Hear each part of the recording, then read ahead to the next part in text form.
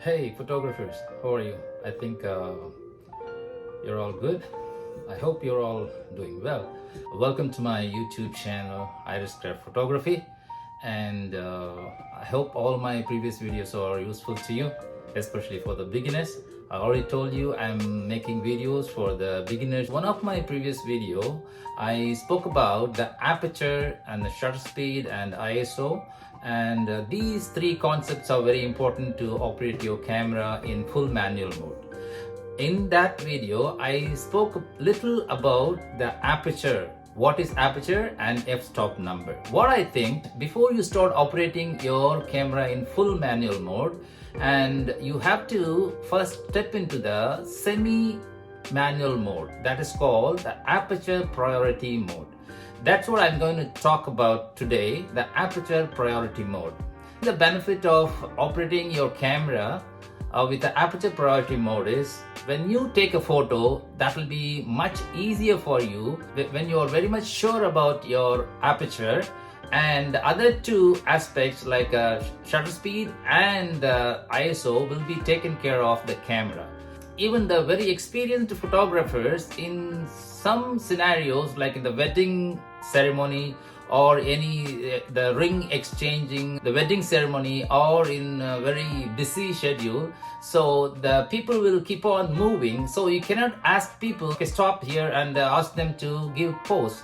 Okay, even for the wedding couple, they'll be busy. They may have a lot of other activities. They can go for a cake cutting, and they can go for meeting people, and they just waving hands for their friends. When you want to take a photo, you cannot stop the couple to every moment. So in that situation, in a very busy and very critical situation, most of the experienced photographers also setting the camera in aperture priority mode, and they'll be so free. So once you determine, okay, once you decide this is the aperture I want, and then camera will take care of the other two aspects like shutter speed and the ISO. So first I'm going to explain about what is an aperture in depth. Already I explained in my previous video about the aperture in very short. Okay, now I'm going to explain with the pictures and also with some clippings. I'm going to explain to you about what is an aperture, and then how you can utilize the aperture, and which aperture is suitable for various conditions, and what you need in your photography depends on that. You can change your aperture. Okay, now I'm going to explain what is an aperture. The aperture is a small iris in your lens. Through that lens, through that hole, the light will pass through and the sensor will capture it. So depends on the size, the amount of light will vary. Look at this picture. The picture is showing that the aperture value, normally called as the f-stop number. This is my Nikon camera, and this camera I fixed the Sigma lens, that is 18 to 35, 1.8, a constant aperture. From 18 to 35, you can keep the aperture 1.8. These kind of a lens are one of the fastest lenses.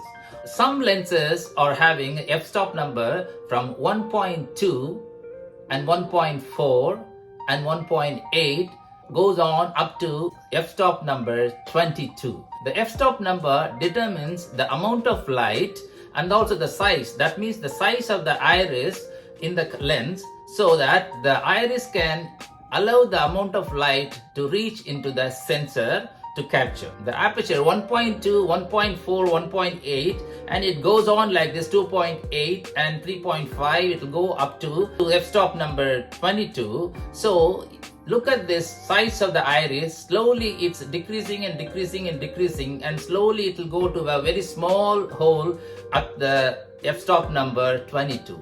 That means if you keep the f-stop number 22, the amount of light goes into the iris is very, very small.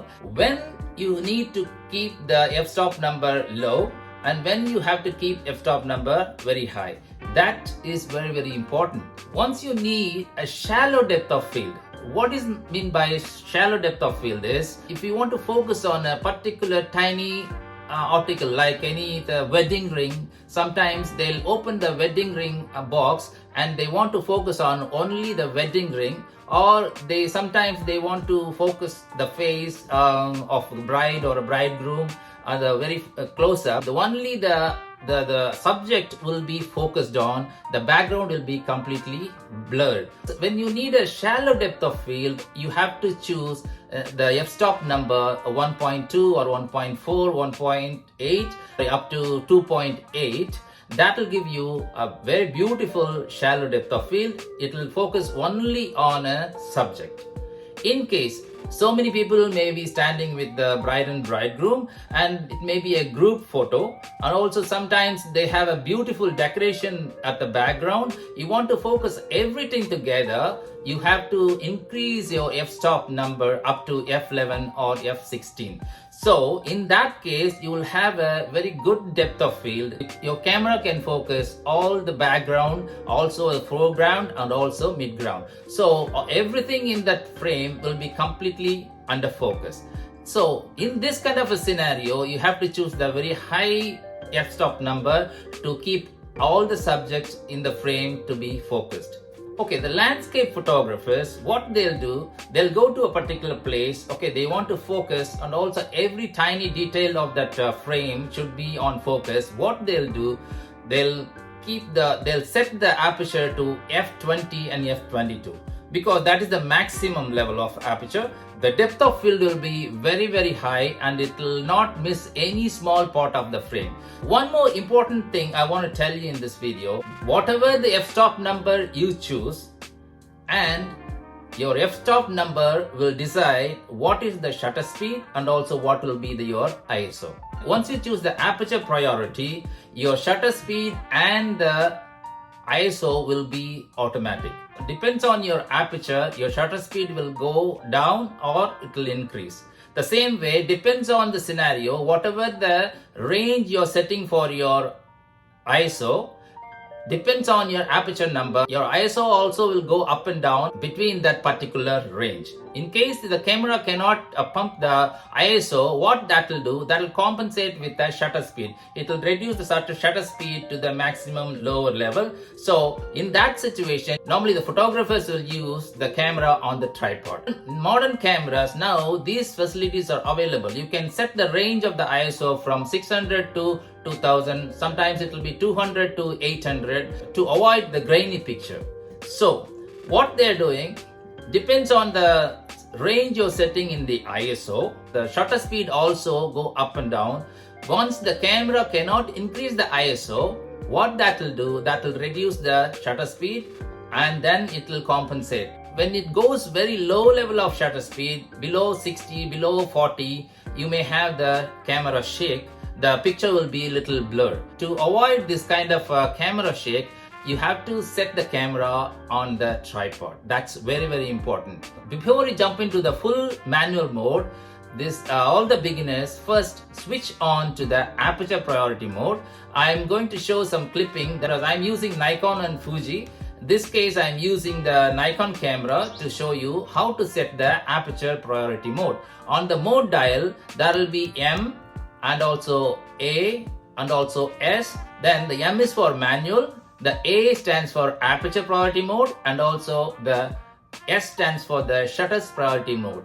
Okay guys, this is what all about the aperture priority mode, and I think my next video I'm planning to create about the shutter priority mode. In which scenario and which condition you have to shoot in shutter priority mode. Okay, and more videos are coming, and to get all my videos, please subscribe my channel and also like and share my videos to your friends. Okay, see you soon.